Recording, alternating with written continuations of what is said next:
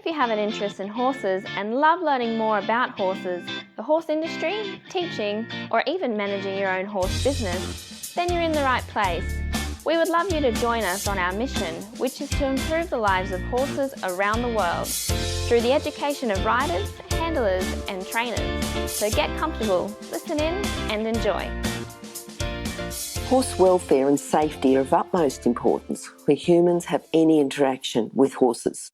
Within the courses at International Horse College, we only utilise methods that promote safe and humane ways of interaction between horses and humans. We only support safe methods of educating riders, handlers and trainers about horse welfare. internationalhorsecollege.com, registered training organisation 31352.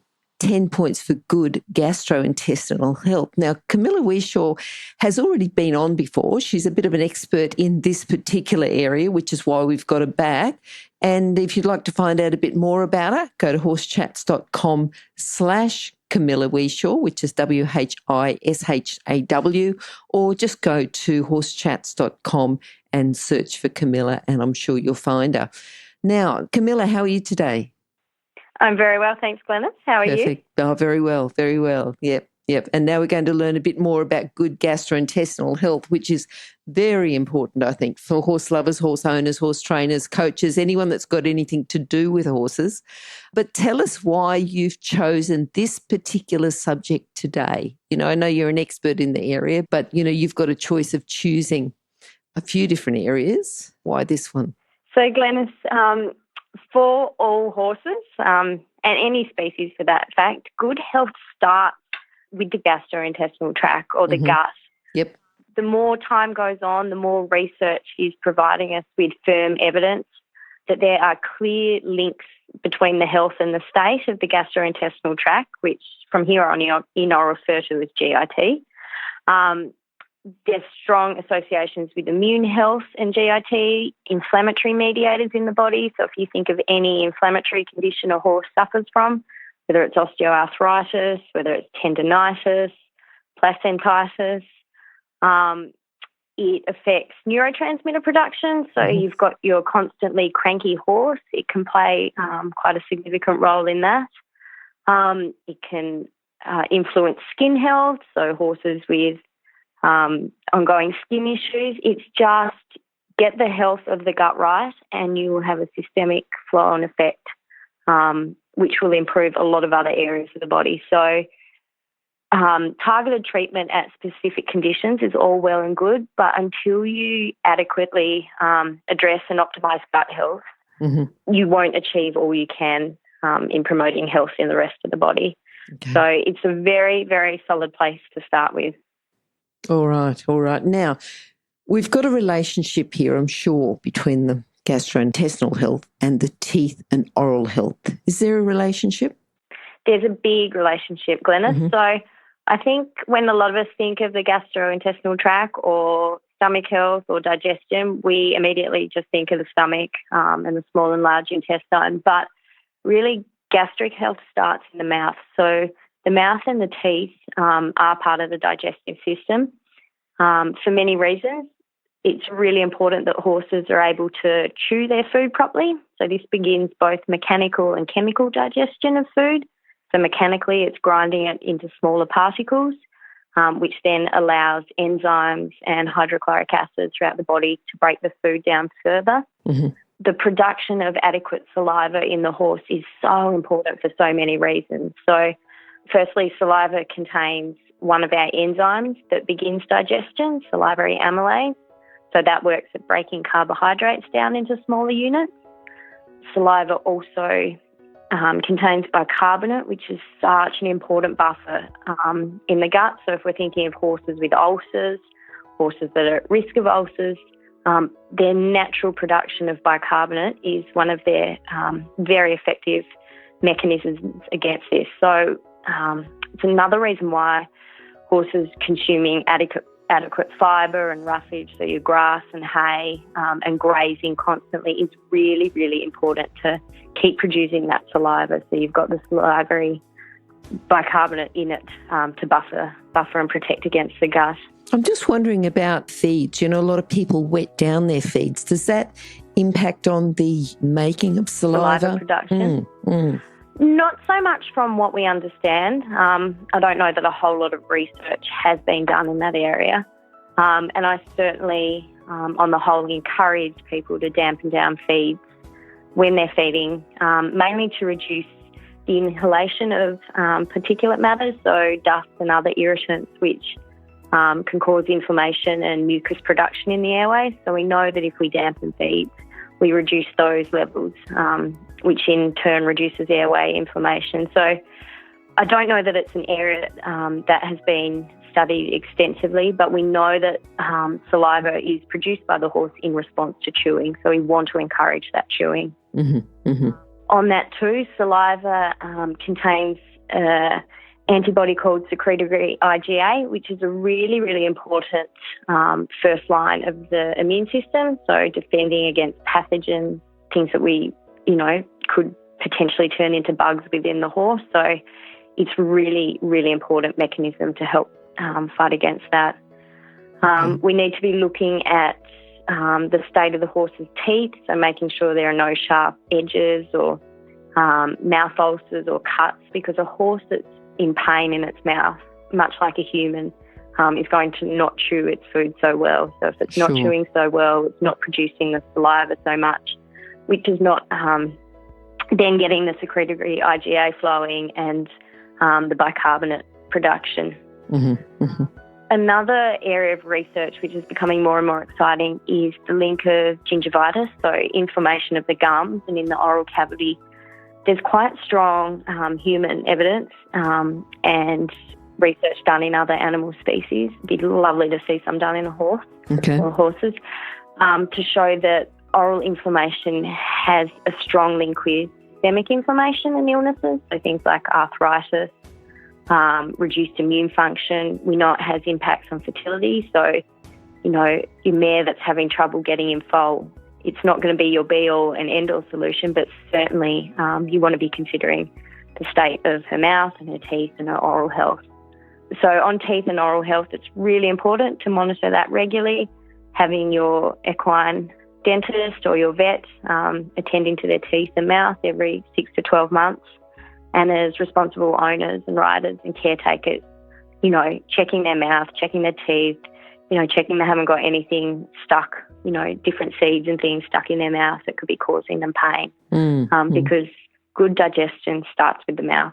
Yep. And there's so much to learn. We always think about performance horses and we want to make sure that the teeth, the oral health, that everything's right there. But, broodmares, looking in their mouth to make sure that it's good and healthy, they're not getting in foal, that could be some relationship there. It's just so holistic, isn't it?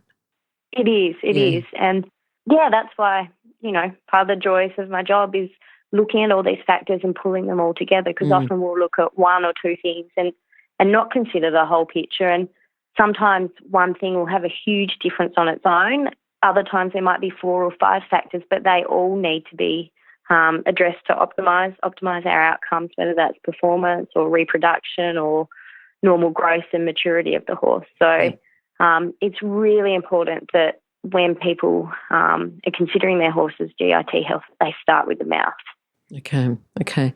Now, what about the feed then? Can we talk about the fibre and the roughage that's required in the diet?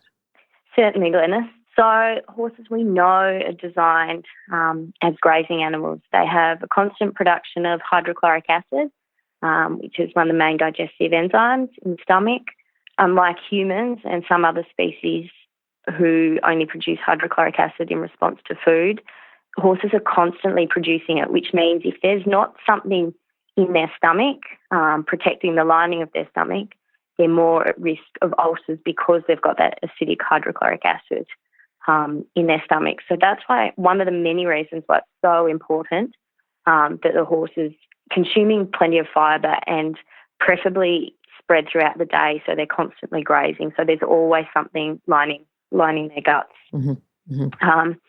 As we touched on with oral health, it's so important through the effect of chewing for the production of the bicarbonate. in the saliva. Again, that adds to the protective effect. And the more fibre and more fibrous feeds a horse consumes, the more chewing they're doing. So the greater the production of those bicarbonates. Okay. Again, on chewing more, we know that saliva helps protect the teeth enamel. So again, the more fibre and roughage they're consuming, the more they're chewing, and they're going to get protective effect on the teeth. So less likely to have caries and rotting teeth. Fibre is absolutely essential to feed the gut microbiome. So horses have, as do all mammals, have a balance of bacterial species in their gut. Yep. Now, some of them are beneficial, to be put simply. Some of them are not so beneficial. We know that a higher fibre diet promotes those beneficial bacteria, which in turn has positive impacts on immune function, on inflammatory levels, on neurotransmitter production, as opposed to lower fibre diets, which are more likely to promote what we call dysbiosis. So that's bacteria that aren't favourable to a horse's health. Put simply, they will be in high proportion to the beneficial ones. So we want to feed these good bacteria, and these good bacteria thrive on fibre. Okay. Fibre is also, a lot of people don't realise that fibre is a really important energy source in the horse. So it's broken down in the large intestine to produce what are called short-chain fatty acids or volatile fatty acids. These are end products of bacterial fermentation, and they're broken down into acetate, propionate, and butyrate. And they're really valuable energy sources for a horse. So often people won't realise that even a horse that has higher energy requirements can have a proportion of those energy needs met through a high fibre diet, providing their GIT is in good health. So providing they've got those healthy bacteria which are able to break down the fibre to convert to an energy source. All right. And again, the fibre with the action of the microbes in the gut are really essential for production of some of our vitamins, such as the B group vitamins and vitamin K. So without adequate fibre, it's very, very hard to produce optimal levels of those vitamins. All right. What about the concentrate then? You've talked about how beneficial the fibre and the roughage is in the diet. What about for horses that have high energy needs? What can we use there to help the horse? So, Glenys, first and foremost, we want to know that we've got their GIT in a healthy state. So I like to ensure that we've prescribed herbs and nutrients and dietary management strategies that promote what we call healthy intestinal epithelial cells. So that's the lining of the intestines. If that's healthy, we're able to better utilise the food we intake. And then this is before we actually introduce the concentrate feeds, is it? Correct. Yeah, we want to know that what our horse is ingesting and digesting, that they can effectively use that, because if their gut health is in a poor state, they're not able to break down the food properly. They're not able to have the on-flow effect of proper energy production. So we really need to restore good GIT health. There will still be horses that indeed do need higher energy intakes, whether it's through competition, through growth stages, their training. So in those cases, we still want to make sure that the horse is consuming a minimum of 1.5 to 2% of their body weight in dry matter each day to ensure they're getting enough of that fibre. And then above and beyond that, we like to look at feeds and feed sources that provide added benefits to the diet beyond just energy. So if we look at things like beet pulp, again, that's a fibrous product, but it's great for horses with high energy needs. If we're looking to add fat sources for energy needs, look at ones that have added benefits, such as flaxseed meal. If we tend to like to feed more grain for various reasons, things like boiled barley, which have a mucilaginous effect on the gut. So although some horses do better on a lower grain diet, boiling barley just starts that digestive process for the horse, as well as giving the gut lining a bit more protection. Something that's really important with horses that have higher energy needs is trying to avoid as much as we can the use of poor quality oils and oils that are higher in omega-6 fatty acids. So these promote inflammation. A small amount of omega-6 in the diet is necessary, but most horses tend to receive far too much, which then promotes inflammation and alters immune function, among other things. So although it can be very tempting to go, I can buy a 20-litre drum of corn oil very cheaply, you need to think what that's going to cost your horse in their health and performance. Okay. So, yeah, there's some of the key points. I'm definitely not against the use of high energy and high concentrate feeds, but we need to incorporate them as part of a holistic plan. So balancing out the diet and management strategies in other areas to make sure we keep good GRT health. When we're feeding them too, it's always really good to combine them with a high fibre source. So that'll help slow the digestion down a bit and provide a source of fibre and roughage to help promote a better bacterial balance. So, you know, we grew up feeding horses oats mixed with lucerne, and although, you know, there are both pros and cons for it, as a simple practice, it was good in that you did have the high energy source, but you also had the lucerne, the fibre in that to help slow things down and to help promote chewing. Okay, all right. Now, what about the use of antibiotics? How does that optimise gut flora? Just tell us a little bit more about the use of antibiotics. Okay, so antibiotics are definitely, you know, a life-saving and very important part of veterinary medicine in many cases, but we really need to question our use of them. I'm not at all for prophylactic use of them for the sake of just because or just in case. Mm-hmm. They really need to be well indicated, both in terms of helping to reduce the great impact we're continually becoming resistant to more and more antibiotics. And part of the problem or part of the reason for this is because people, you know, have just used them a bit willy-nilly, or they think their horse is getting a snotty nose, so they'll put them on antibiotics. Okay. Really, they should only ever be used on recommendation by vet, mm-hmm. And for very good reason. We also need to consider the fact that antibiotics disrupt the gut microbiome. Mm-hmm. So okay. We want those good bacteria in abundance and the bad, inverted commas, bad bacteria at minimal levels. Anytime you use antibiotics, it kills off both the good and bad bacteria. Mm-hmm. Obviously, antibiotics are effective against bacterial infections, which is a really important key to remember. So there's no point giving a horse with viral infection antibiotics. Antibiotics are there to kill bacteria. So they get rid of the nasties, but they also wipe out all the good bacteria, which then for issues what we call dysbiosis. So after all the good and beneficial bacteria are gone, the gut needs to re-establish a bacterial balance. And unless we've implemented feeding and strategies, more often than not, they will be overpopulated with bad bacteria, which then sets us up for more inflammation or immune problems, chronic infections, things like that. So it's really, really important that if and when we use antibiotics, at how we read the gut microbiota. Okay. Our horse knows some probiotics or a course of probiotics.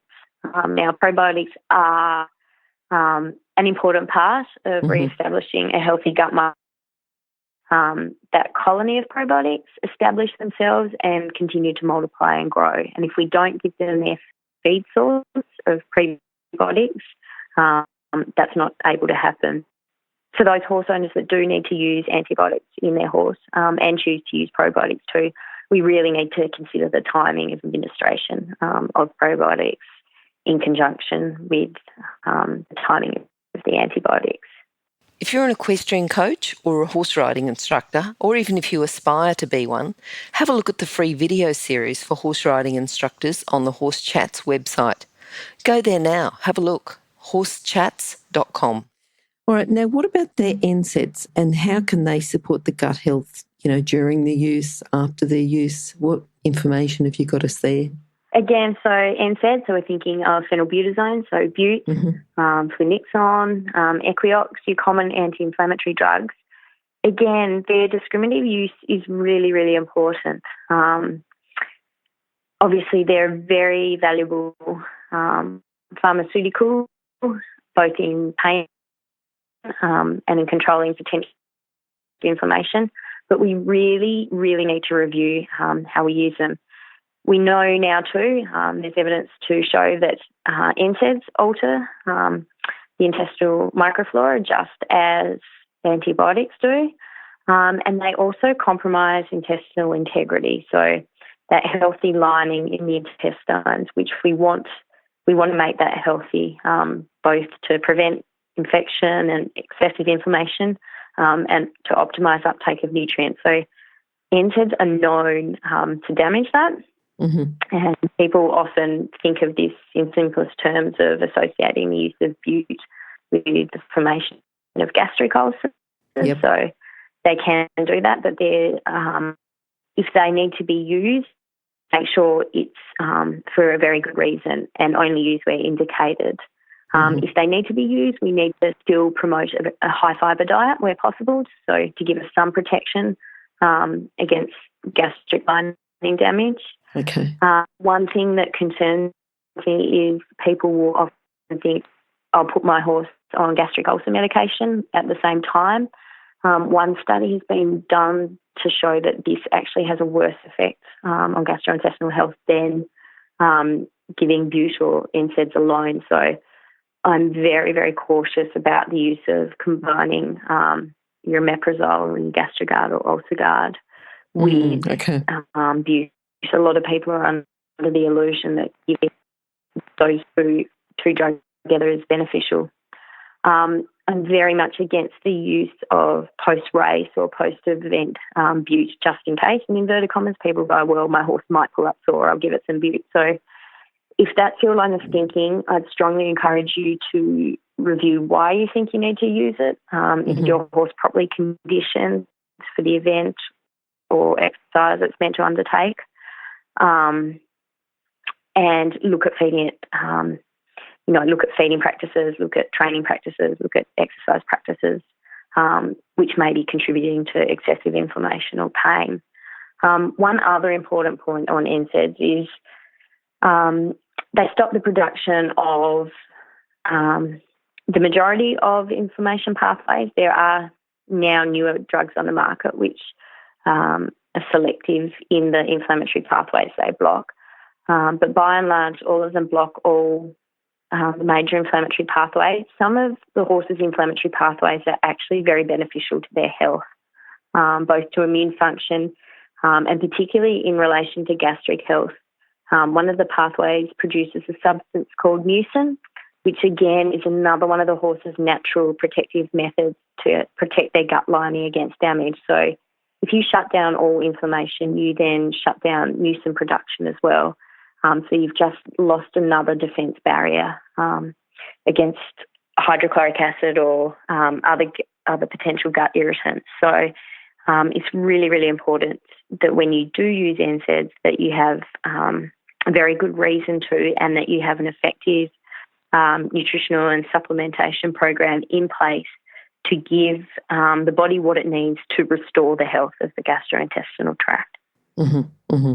I was going to ask you about products like UlcerGard, and you've talked about, the use of them with NSAIDs, but what about just using them without antibiotics, without NSAIDs? What about just the use of them themselves? So, Glenys, I think it's a practice that needs to be looked at from a holistic perspective, and we need to ask ourselves why we're using them. In the case of chronic ulcers, they can be effective, although there are many nutritional and some herbal products that, when used appropriately, can help heal and repair the gastric lining. So that would definitely be my first port of call. I have a real issue when people have their horses constantly on Gastrogard or UlcerGard or omeprazole-containing products. The way these products work is by stopping the production of hydrochloric acid. So hydrochloric acid is essential for horses to break down the food they consume, to help them extract the nutrients they need from the feed, to help make sure that only fibrous products are broken down in the large colon to produce those beneficial bacteria. If we stop hydrochloric acid production, we alter the whole digestive process, which, long story short, leads to dysbiosis in the large intestine. So then we're creating an environment that promotes inflammation, that lets pathogens thrive. It's also really important to remember that hydrochloric acid is not only necessary for digestion, but it also has a strong function in the immune system, in that the acidic nature of it kills off a lot of ingested pathogens. So stop hydrochloric acid and you're taking away another line of immune defence. So if your horse is on ulcer guard, you need to be reviewing why you're using it. You need to be reviewing your management and feeding practices and strategies. So that's an area I really, really think people need to stop and think hard about. I think, Camilla, I really like the way that you're looking at the holistic health. You know, we're here to talk about gastrointestinal health, but you're looking at the whole thing holistically, and we're looking at why, if we need to use these products, it's not just to fix the problem, but how this is affecting the overall health of the horse. And I think, coming from your point of view, you know, I just think that's, I love it. Thanks. Tell us about strategic drenching of the horse. Okay, so we've gone through, different phases or cycles or approaches with how we drench horses and parasite control. Mm-hmm. And again, although I'm a naturopath and I like to keep things as natural as possible through whether it's management and dietary practices or supplementation of herbs or nutrients, I'm of the opinion that our standard chemical drenches do have an important role to play in healthy horse management, but I'm also of the view that we need to use them appropriately, both to reduce resistance to our different drenches. So just like we've created our own problems with antibiotic resistance, we've also done that to a large extent with different drenches. So we know that significant parasitic loads in the horse, so different types of worms, can cause significant damage to the gut, which again is going to have inflammatory effects systemically and poor immune effects systemically. So we certainly don't want our horses burdened with worms, but at the same time we don't want to overuse drenches and chemicals, both for the horse's health and, if you think about the flow and effect to the environment too, and farmland and agriculture. So I tend to have most of my clients undertake strategic drenching. So depending on the horse, their health, the stage of a program they're in, we will look at their egg counts, horses' egg counts, and tend to only target drenching specific parasites when they've got an egg count of about 150 to 200 eggs per gram. Having said that, some external parasites and bots will still need to be drenched for regardless, because we either don't test for them or our screening practices for them aren't great. So usually early to midsummer, I will get my clients to use an ivermectin or moxidectin-based drench to drench against these. And we also need to consider that labs that do test for tapeworms aren't necessarily all that sensitive. So we seem to think there's a bit of a lag in the clinical detection of tapeworm eggs and their presence. So again, once a year and generally in the summer, I'll recommend the clients drench against tapeworms regardless. So again, it's incorporating the use of conventional, whether you want to call them chemicals or practices or medications, using them in a holistic context, because certainly high worm loads or parasite loads do have detrimental health effects. At the same time, we need to be thinking about practices that we can do, like regularly picking up our manure or harrowing paddocks, just to reduce that worm and parasite burden. Putting that in a holistic context. Okay. Now, earlier on, we talked about the fibre, the roughage, the appropriate use of concentrates or high-energy feed. So we talked about the type of feed, but what about how we feed? Have you got tips for us on that? Yeah, certainly, Glennis. So again, I think horse people wanting to do their best, we can get very caught up in just what we feed and not necessarily how we feed. So as I touched on earlier, horses, their digestive system is designed for them to be constantly grazing and constantly eating. So if you've got a horse that does have higher energy needs, giving it 1 or 2 massive feeds a day and then leaving it for the rest of the day without feed or with minimal roughage in between really isn't promoting healthy GIT function and isn't optimal for their health. So with horses that do require feeds and higher energy feeds, try to make those into smaller feeds and where as practical as possible, space them throughout the day, especially horses that are in a stable environment too. So especially consider that. Again, when we can, make sure that they have plenty of roughage. For a horse with lower energy needs, consider hay that's, we all love our rich, hay that's very, green or, of very good quality. Still good quality hay, but less energy dense hay can be really beneficial. Hay that's soaked or steamed, if your horse has less energy requirements, but still to give it the beneficial effects of the fibre. When we're feeding, I encourage people to feed from ground level. Again, it's important to make sure manure is regularly picked up and using good quality feed bins can help protect against things like that. But feeding at ground level allows the horse to get its head down, which allows good mucociliary clearance and drainage of airways. So it's good for recovery and just good natural health. And it's, horses, that's the way they spend the majority of their time grazing. So nature's got a very good reason for that. As I touched on earlier, mixing our concentrates with roughage. So if your horse does require higher energy feeds, mix lucerne or other types of chaff through that to give it a bit of roughage. For horses who are undertaking strenuous work, so racehorses and other horses in training, there's evidence to suggest that giving them about 500 grams of lucerne or lucerne chaff shortly, sort of half an hour to an hour before work, can help line the gut effectively, both from a physical sense and from the presence of magnesium and calcium, which just gives a buffer against hydrochloric acid when they're working out. So that amount of food tends to sit comfortably in the stomach for a horse in intense work while giving it a bit of protection.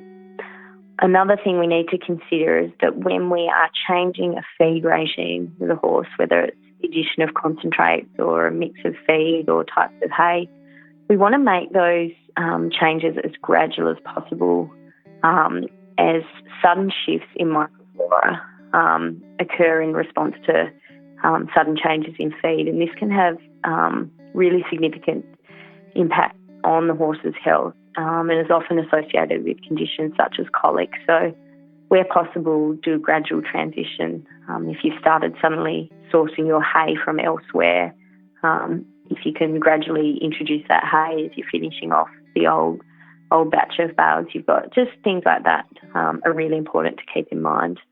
If you're an equestrian coach or a horse riding instructor, or even if you aspire to be one, have a look at the free video series for horse riding instructors on the Horse Chats website. Go there now, have a look, horsechats.com. Just thinking about, you talked about racing or just horses that are in a high stress environment or horses that are just by temperament, by personality, highly stressed. How does that have, what sort of effect does that have on their digestion and their gut health? So Glennis, digestion is under influence or occurs through actions of the nervous system. Now, put simply, there are several different divisions of the nervous system or branches. Digestion is largely under the influence of what's called the parasympathetic nervous system.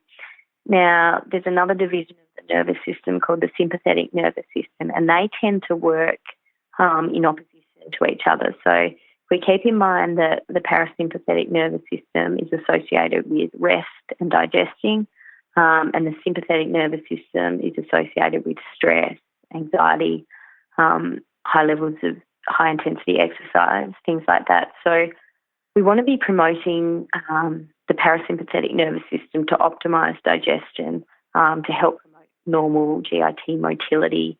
If we're feeding a horse that's constantly stressed, whether it's been separated from mates or it's in a situation where horses are constantly fighting for feed and it's in the lowest pecking order, that's going to send its sympathetic nervous system into overdrive and sort of shut down the activity of the parasympathetic nervous system, which we need for healthy digestion. So we need to try and avoid as much as possible, particularly when we're feeding a horse, to expose it to overly stressful situations. So, feeding horses in mobs can have beneficial effects, providing there's not the same horses that are constantly getting picked on. And if that's the case, look at separating the horses at feeding time, but sort of having them in an area where they can see each other. Horses are social animals and tend to be more relaxed and calm in an environment with other horses. So try and feed horses at the same time. For horses that are in stable situations, try and minimise the time that lapses between getting feeds prepared and starting off feeding and having horses that are banging doors and things like that, because that's all affecting digestive function. And we know that stress does alter the microbial balance in the GIT and not favourably. So just look at different ways we can minimise stress, particularly around feed times. And on that too, there was a study done to show that it was done in Australian racing stables to show that horses that had the radio on in the background that was on the racing station, so the horses could hear the races being called, those horses demonstrated higher levels of stress. Did they? Which we can then think of higher instances of gastric ulcers and things like that. So if you're in a barn environment or a racing stable environment, seriously consider turning off the racing station or not having it constantly playing. As funny as it sounds, it has been shown to promote cortisol release and stress in horses. All right. Now, for our listeners, we always want to have something to learn, and we've learned quite a lot. There's quite a few tips that you've given us. We've sort of talked about 10 points or 10 tips, but I think there's been quite a few more than that, 10 main ones mainly, but lots and lots of subheadings there. What about what changes do they need to make to their feeding, or, talk to us about the changes to feeding to support their health, the gut health? So I think probably some simple, actionable takeaway points for listeners are to make sure their horses' diets are high in fibre, high in roughage. Okay. They are constantly grazing or consuming hay, and if we need to slow down the rate at what they consume it, putting in appropriate measures to do that. Any dietary changes, if they're made, should be done gradually, so to ensure a smooth change of GIT microflora, because we don't want to go changing anything abruptly, even if, as contradictory as it sounds, we don't want to abruptly go changing from really poor microflora to really good microflora, as that in itself can cause colic and other GIT distress. So make any changes really, really gradually. Manure, monitoring your horse's manure is one of the easy ways you can sort of help, that can be used by owners to sort of help dictate this, although I wouldn't rely on that solely, but it can be quite helpful. Another important thing is to minimise the intakes of fats which drive inflammation, so those poor quality vegetable oils, corn oils, things like that. It's another really, really simple change owners can make. Don't forget the importance of exercise to ensure good bowel motility, so you can feed the best feeds and supplements and things. But if your horse isn't getting that basic movement to help promote the passage of food throughout their GIT, you're going to encounter problems. So, horses that are kept in stables, we really need to make sure they're getting their exercise. And then, obviously horses that are on strict stable rest, we then need to look at how we can help support those horses. Okay. But yeah, just any changes you make them slowly, and start with the basics, getting your fibre right, cutting out those poor quality feeds and oils, making sure meal sizes are smaller and spread throughout the day. Things like that are really easy actionable steps. Okay. All right, lots of actionable steps, not just those last few that you've given us, but I suppose they're the main points. And then, Camilla, how can people contact you if they'd like to know a little bit more, find out a bit more about, what you're doing to help horses? So they can visit my website at www.optimequine.com. So that's 𝐕𝐢𝐝𝐷𝐢𝐼NE.com. Mm-hmm. Yes. They can email me, Camilla, CAMILLA, at optimequine.com. And on my website, it's my phone number, as well as you can email from my website. I've also got Optim Equine on Facebook, so I'll regularly post just, little handy snippets, bits of information, things for owners and managers and riders to consider in relation to their horse and horse health. So they're probably the best ways to contact me, learn a bit more and see how we can help you and help your horse. Perfect. All right, Camilla, those details will be on Horse Chat's website as well. That'll be horsechats.com/Camilla Whishaw, and you'll see previous interview, but they're all sort of linked together. Just go horsechats.com/Camilla Whishaw 2, or just go to horsechats.com and search for Camilla, search for Whishaw, WHISHAW, and you'll find contact details as well as links to previous chat. Camilla, thank you. Thank you for all the tips. Thank you for, just lots and lots of information. Just, it wasn't 10 tips, as I said. There was just lots there and really talking about the holistic horse. And I think, just doing things to improve the welfare of the horse, which is what we're all about. So thank you again, and hopefully we'll catch up sometime soon. My pleasure, Glenys, and thank you. And, thank you to all the Horse Chat listeners. So... it's been great.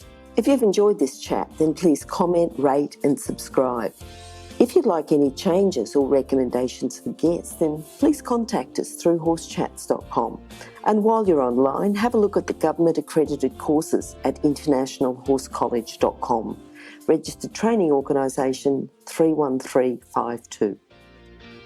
Remember that our comments and instructions are general in nature and do not take into consideration your individual horses or your individual ability and circumstances.